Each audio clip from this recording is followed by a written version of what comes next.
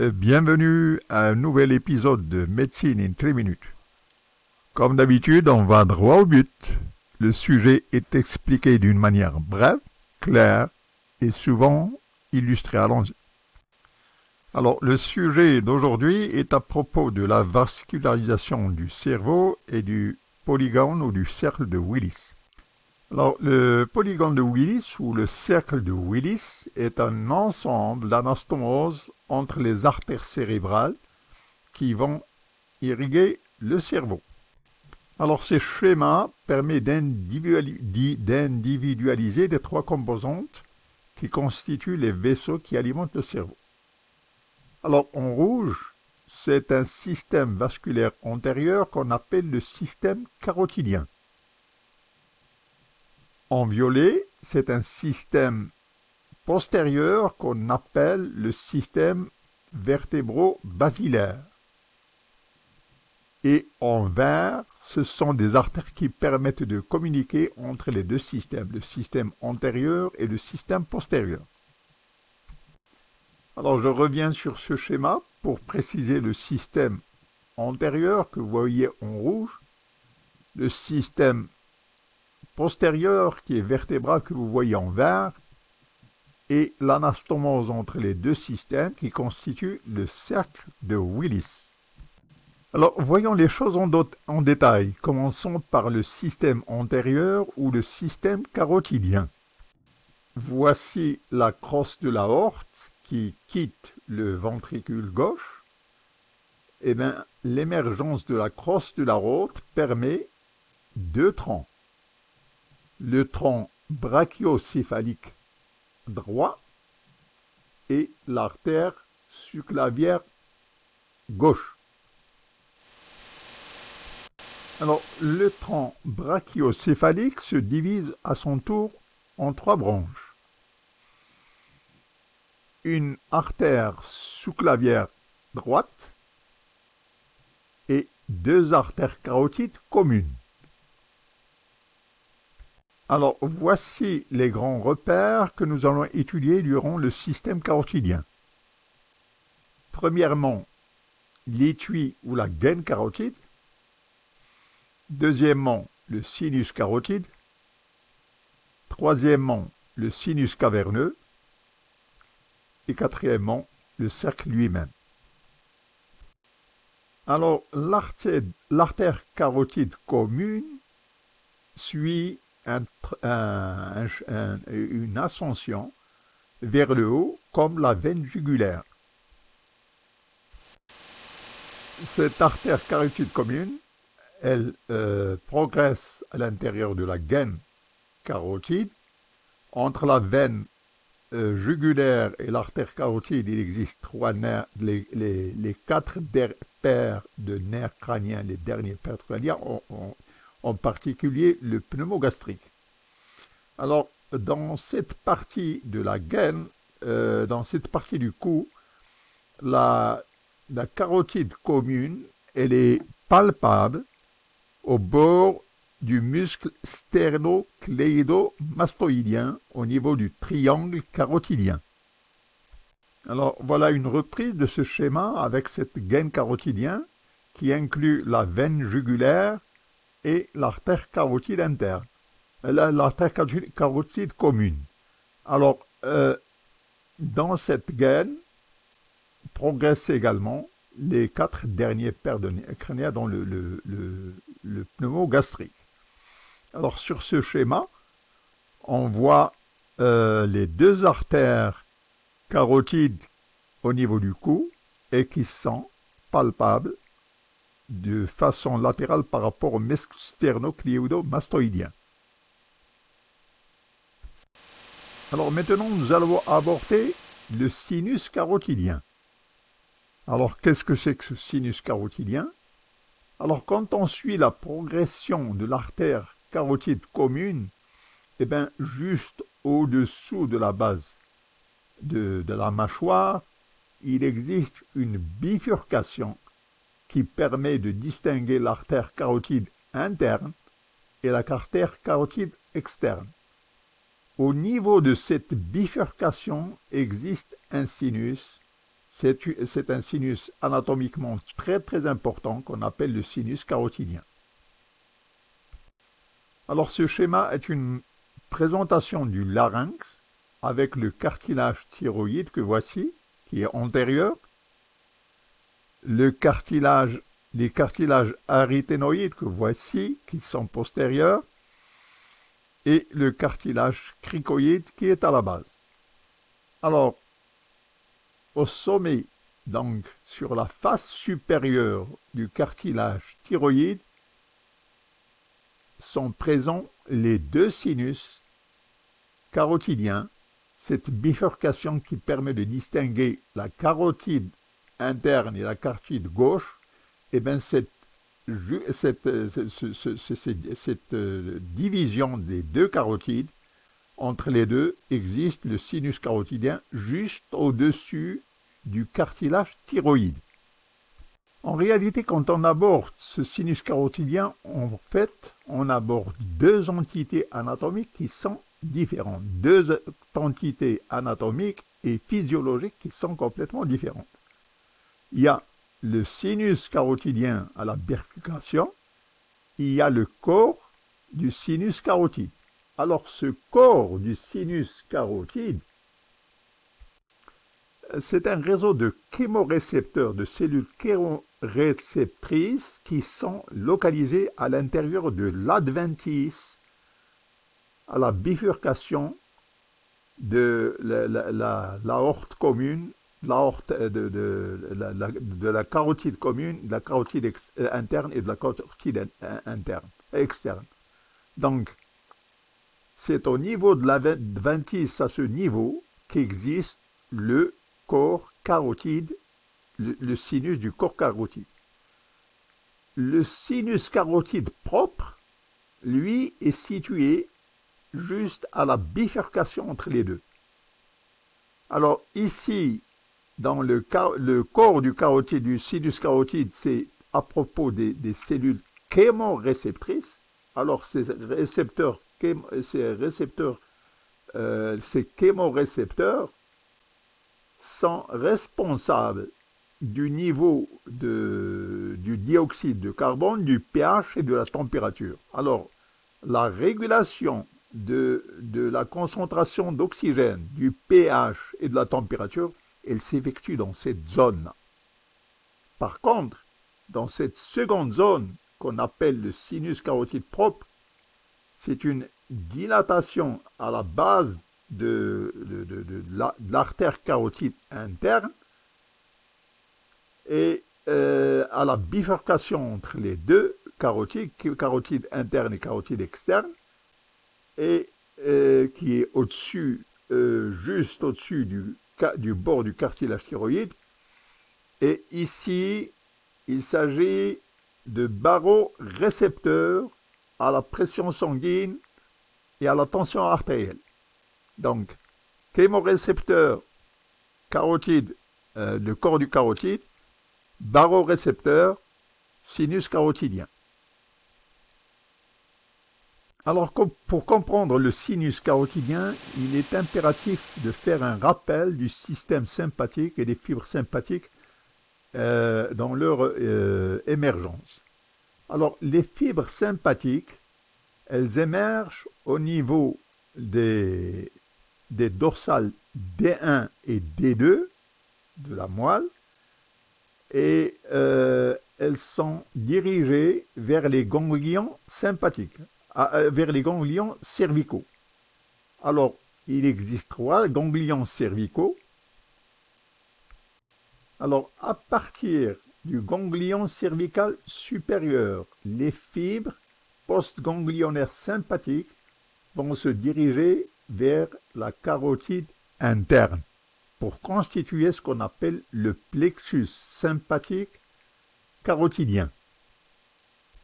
Alors, voici une vue d'ensemble du plexus carotidien. Alors, ici, ce sont les ganglions de la chaîne sympathique qui vont donner des fibres qui vont se terminer au niveau qui vont constituer un plexus au niveau de la carotide interne. Alors, à partir de cette carotide interne, il y a des fibres qu'on appelle les fibres du nerf, du nerf lanciliaire qui vont dilater la pupille. Et il y a des fibres courtes qui sont destinées aux muscles de la pupille.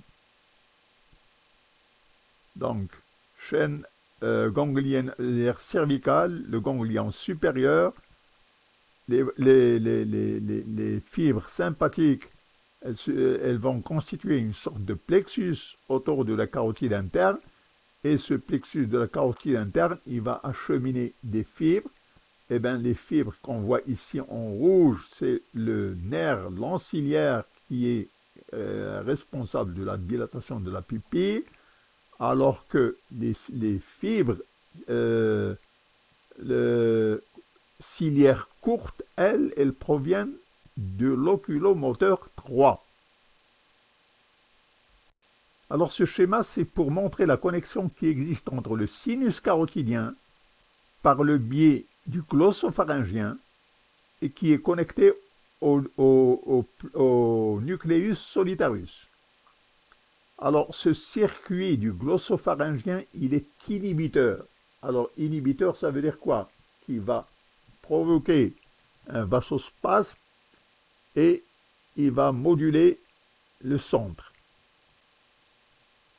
Par contre,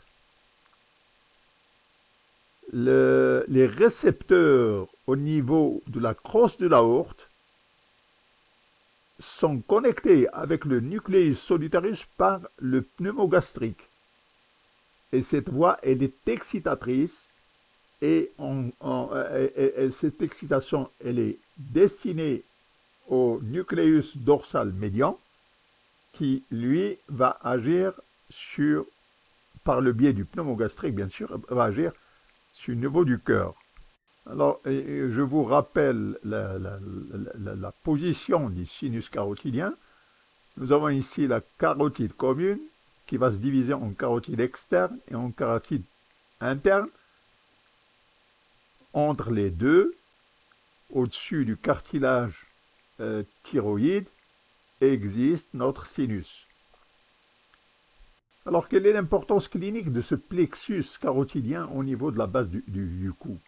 Eh bien, si une personne fait une rotation de sa tête d'une manière brusque, elle peut stimuler ce plexus carotidien. Ce plexus peut être aussi stimulé par le rasage et il peut aussi être stimulé par une cravate qui est trop serrée.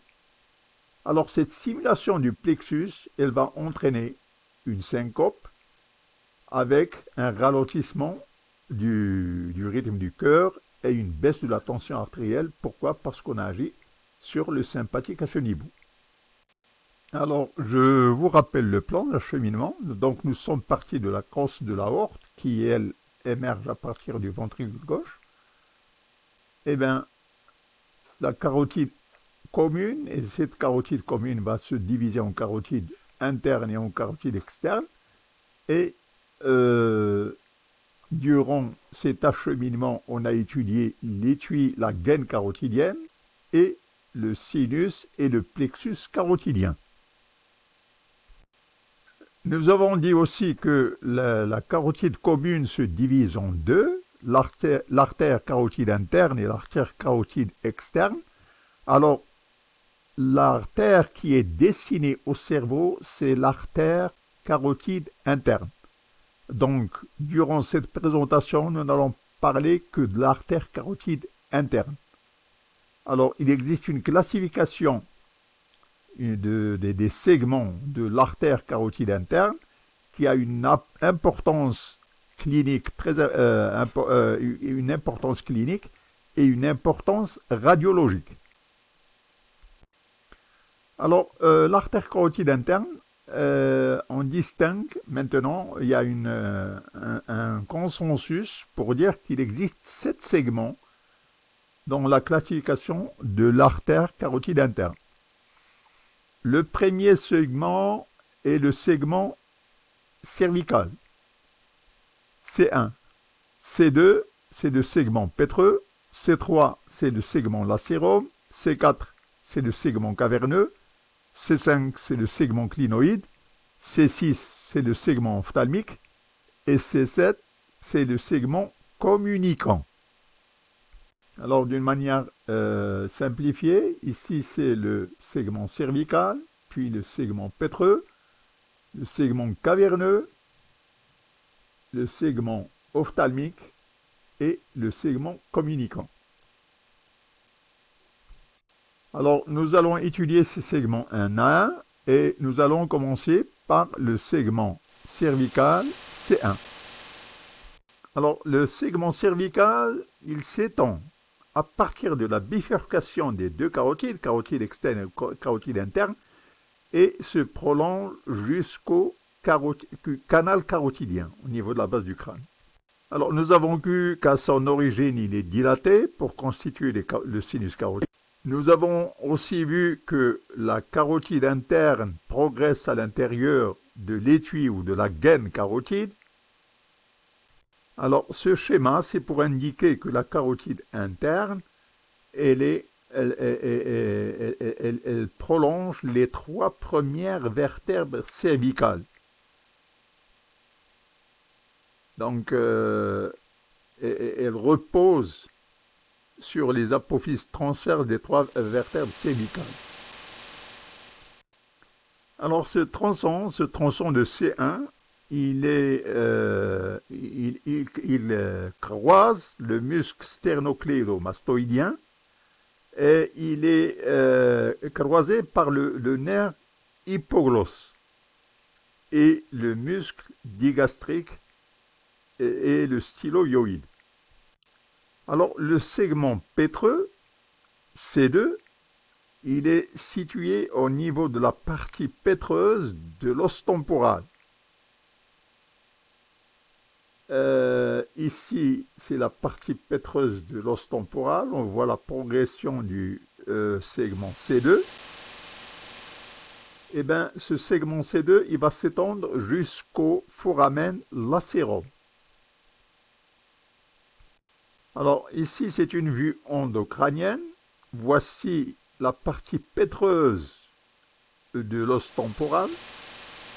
Ici, c'est l'oreille moyenne. Ici, c'est la selle turcique. Et nous avons un ensemble de trous, d'orifices. Alors, ici, c'est la fissure orbitale supérieure. Ici, c'est le foramen rotundum. Ici, c'est le foramen ovale. Ce qui nous intéresse ici, c'est le foramen lacérum que voici ici. Alors ici, nous allons étudier le segment C4 qui est caverneux. Alors ici, c'est la partie médiale, ici, c'est la partie latérale. Voici notre sinus caverneux. Ici, c'est la carotide interne. Alors, entre les deux sinus existe ce qu'on appelle l'anneau dural proximal et l'anneau dural distal. Voici l'anneau dural proximal et voici l'anneau dural distal. Ici, c'est le sinus caverneux. Alors, ce qui est important, c'est que la carotide interne, elle voyage à l'intérieur du sinus caverneux avec un seul nerf qui est la 6e paire, alors que les autres nerfs sont latéraux. Donc, la 3e paire, la 4e paire, le maxillaire supérieur, le maxillaire, le V1 et le V2, ils sont latéraux.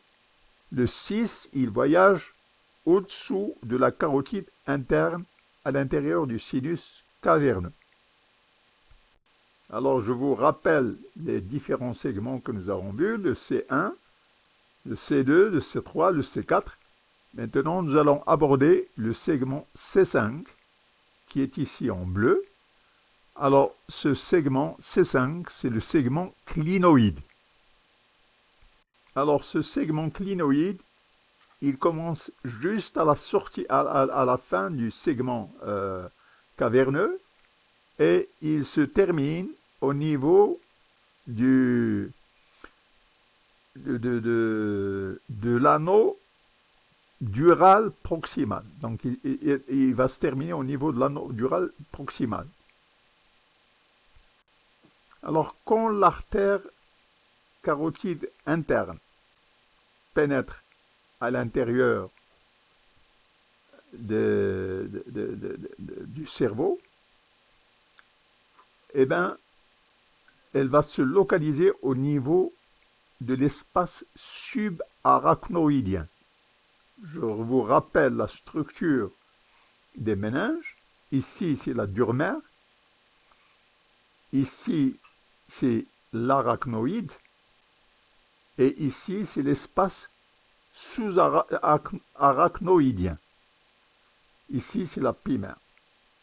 Donc, la carotide interne, elle va évoluer à l'intérieur de l'espace subarachnoïdien.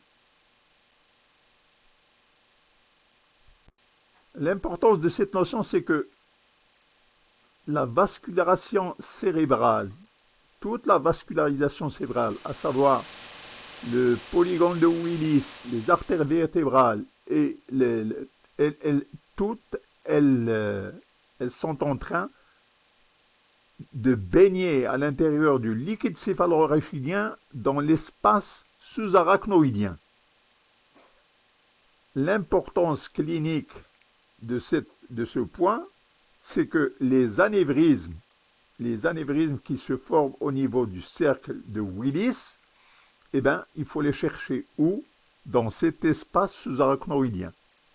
Non pas dans la dure mère, non pas dans la pire mère, mais dans cet espace sous-arachnoïdien, c'est là que se forment les anévrismes. Alors, nous avons vu le segment C1, nous avons vu le segment C2, C3, C4, C5. Maintenant, nous sommes au niveau du segment C6 ou les segments ophtalmiques. Alors, le segment ophtalmique, il s'étend à partir de l'anneau distal dural et se poursuit jusqu'à l'artère postérieure communicante. Alors ce schéma permet d'avoir une vue globale de l'ensemble. Donc ici c'est la crosse de l'aorte. Alors de la crosse de l'aorte il y a la carotide commune, qui va se bifurquer en carotide interne et carotide externe. Alors la carotide interne, elle va pénétrer à l'intérieur du crâne. Alors quand elle pénètre à l'intérieur du crâne, elle va, ici c'est le toit du sinus caverneux. Donc au niveau du toit du sinus caverneux, elle va donner l'artère ophtalmique. Alors cette artère ophtalmique qui va pénétrer dans le canal optique. Alors, l'artère ophtalmique pénètre à l'intérieur du canal optique. Alors, 3 repères anatomiques importants ici. Ce que vous voyez en beige, c'est la cavité orbitale. Ce tunnel gris, ce petit tunnel gris qu'on voit ici, c'est le canal optique. En dessous, c'est la fissure orbitale supérieure. Eh bien, l'artère ophtalmique, elle va pénétrer le canal optique pour irriguer l'œil, pour aller et donner l'artère centrale de la rétine. Alors, je retourne à cette vue d'ensemble pour comprendre un peu l'évolution de la présentation. Donc, nous avons vu le système carotidien antérieur avec l'ensemble de ses segments. Maintenant, nous allons aborder le système postérieur, le système vertébro-basilaire postérieur, qu'on voit ici en violet, avant d'aborder les artères communicantes et le cercle de Willis. Donc, nous avons vu cette première partie en rouge, nous allons voir maintenant cette partie en violet, qui est le système vertébro-basilaire ou le système postérieur. Alors, il faut tout de suite dire qu'il existe 2 artères vertébrales. Donc, dans ce système postérieur qui est constitué de 2 artères vertébrales postérieures qui prennent naissance au niveau de l'artère subclavière. Alors, les 2 artères vertébrales elles vont se prolonger pour constituer le tronc basilaire. On va voir ça en détail. Donc les artères vertébrales prennent origine au niveau de la subclavière. Elles vont se prolonger d'une manière vers le haut et médialement pour pénétrer les apophyses, les processus transverses des vertèbres cervicales. C'est ici que les artères vertébrales, ici c'est le foramina, ici c'est le processus transversal, ici c'est l'artère vertébrale. Alors c'est des artères vertébrales cervicales. Elles vont continuer jusqu'au foramen magnum avant de pénétrer la cavité crânienne. Alors cette vue c'est pour présenter, alors ici la carotide, l'artère carotide pour dire qu'elle est antérieure, ici voilà les artères vertébrales pour dire qu'elles évoluent. Elles évoluent à l'intérieur des vertèbres cervicales, les trois vertèbres cervicales que vous voyez ici. Alors les deux artères vertébrales, elles vont monter sur la midilla jusqu'à ce qu'elles se retrouvent au niveau du sillon ponto médulaire. Alors le sillon au niveau du sillon pontomédulaire, les deux artères vertébrales vont se connecter pour constituer un tronc ascendant qu'on appelle le tronc basilaire. Alors ce tronc basilaire, il va se terminer par ce qu'on appelle les artères cérébrales postérieures, juste au-dessus de l'émergence des noyaux de la troisième paire crânienne. Alors, quelles sont les branches du tronc basilaire? Donc, après la jonction entre les deux artères vertébrales et la constitution de ce tronc basilaire, il existe ce qu'on appelle les deux sœurs, Aika et Pika. Alors, ces deux sœurs, qu'est-ce que... Alors, sur ce plan, on les voit un peu mieux. Donc, l'artère cérébelleuse postérieure inférieure. Alors, je dis bien artère cérébelleuse pour ne pas confondre avec l'artère cérébrale qui est ici. Donc, il existe deux sœurs, on a dit l'artère cérébelleuse inférieure postérieure et l'artère cérébelleuse inférieure antérieure. Ce sont les deux sœurs, on dit les deux sœurs. Eh bien, le tronc, il va donner les artères labyrinthiques. Et puis, il va donner deux artères cérébelleuses supérieures cette fois-ci. Donc, tout à l'heure, on a parlé des artères cérébelleuses inférieures. Maintenant, c'est l'artère cérébelleuse supérieure. Juste au-dessous de l'émergence du nucléus du 3, de l'oculomoteur. Au-dessus du nucléus oculomoteur, ce sont les artères cérébrales postérieures cette fois-ci. Donc ici, c'est artère cérébrale postérieure, ici, c'est artère cérébelleuse supérieure. Nous abordons enfin le cercle de Willis ou le polygone de Willis lui-même. Alors, je vous rappelle cette feuille de route, le système carotidien qui est antérieur, le système vertébral qui est postérieur. Et bien maintenant, on va voir que ces deux systèmes communiquent entre eux par ce qu'on appelle les artères communicantes et ils vont constituer ce qu'on appelle le cercle de Willis. Alors, le système carotidien, qu'on voit ici en noir, il se termine par l'artère cérébrale antérieure et l'artère cérébrale postérieure. Il existe aussi une artère cérébrale moyenne, mais sur le plan anatomique, c'est un piège parce que cette artère ne fait pas partie du cercle de Willis. Donc, l'artère cérébrale antérieure fait partie du cercle de Willis, l'artère cérébrale postérieure fait partie du cercle de Willis, mais l'artère cérébrale moyenne ne fait pas partie du cercle de Willis. Alors que ce tronçon de l'artère carotide interne, lui, il fait partie du tronc de Willis. Maintenant, les deux artères carotides antérieures, les deux artères cérébrales antérieures sont connectées par l'artère communicante antérieure. Deux artères cérébrales antérieures que voici sont connectées par l'artère communicante antérieure. Les deux artères cérébrales postérieures sont connectées par ce qu'on appelle l'artère communicante postérieure. Alors, ici, c'est pour vous rappeler le tronc vertébro-basilaire. Alors, ici, ce sont les artères vertébrales. Ici, c'est le tronc basilaire. Alors, je me répète un peu, mais c'est l'artère cérébrale postérieure, l'artère cérébrale antérieure. La communication entre les deux artères cérébrales antérieures, c'est l'artère communicante antérieure. La communication entre les artères cérébrales postérieures, c'est l'artère communicante postérieure. Je répète ici que l'artère cérébrale postérieure, elle fait partie du système carotidien antérieur, alors que l'artère cérébelleuse supérieure, elle fait partie du système vertébro-basilaire.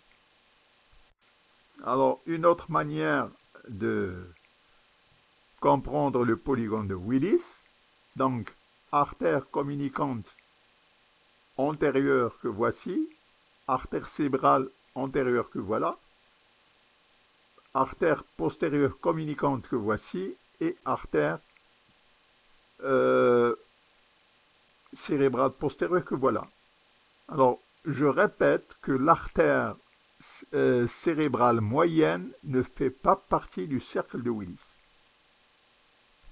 Alors, ce schéma, c'est un schéma récapitulatif de l'innervation et de la vascularisation du système nerveux.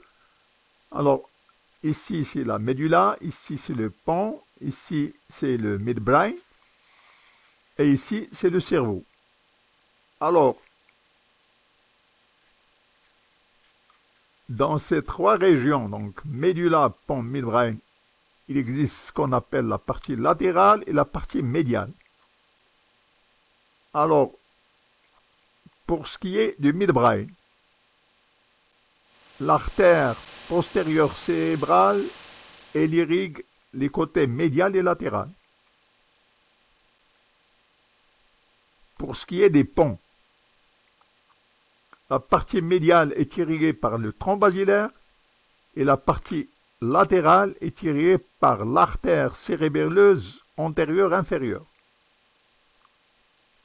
Pour ce qui est de la médula, la partie médiale est irriguée par l'artère spinale antérieure et la partie latérale est irriguée par l'artère cérébelleuse postérieure inférieure.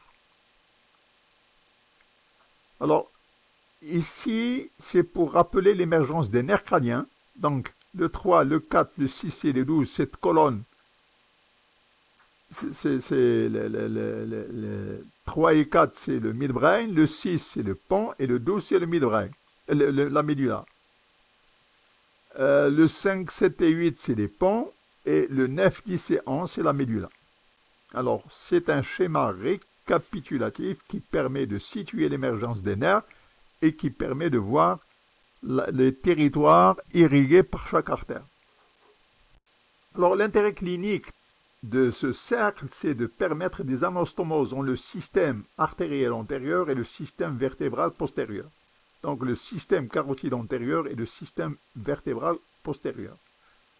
Ces anastomoses, elles permettent de supplier, s'il y a un blocage quelque part, elles vont permettre de supplier la région bloquée par d'autres collatérales.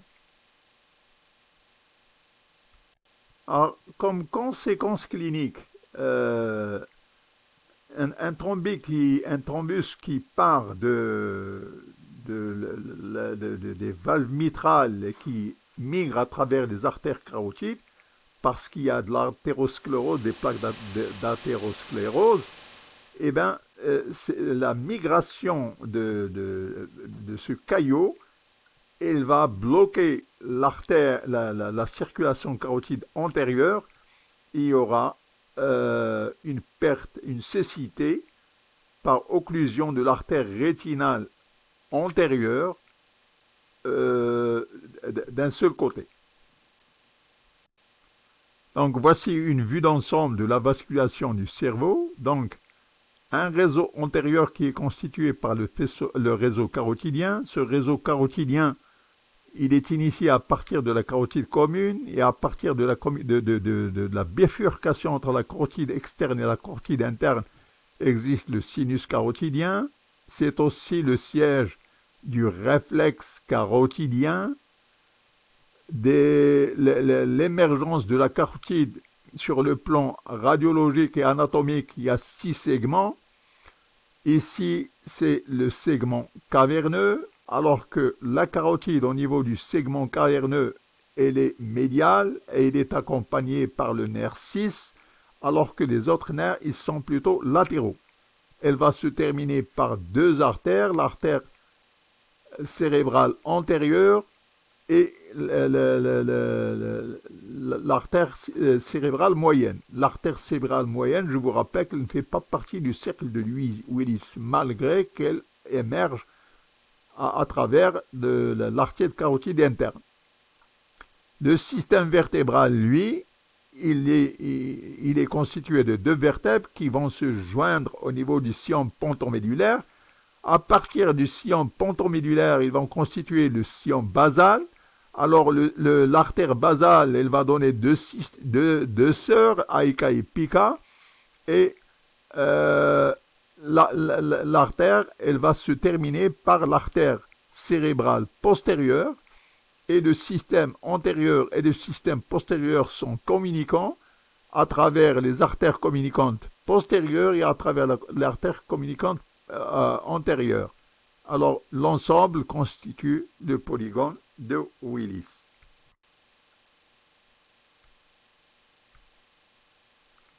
Alors, j'apprécie vos likes.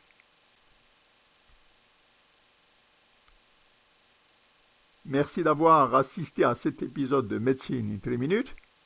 Vos appréciations et vos observations sont toujours bien accueillies.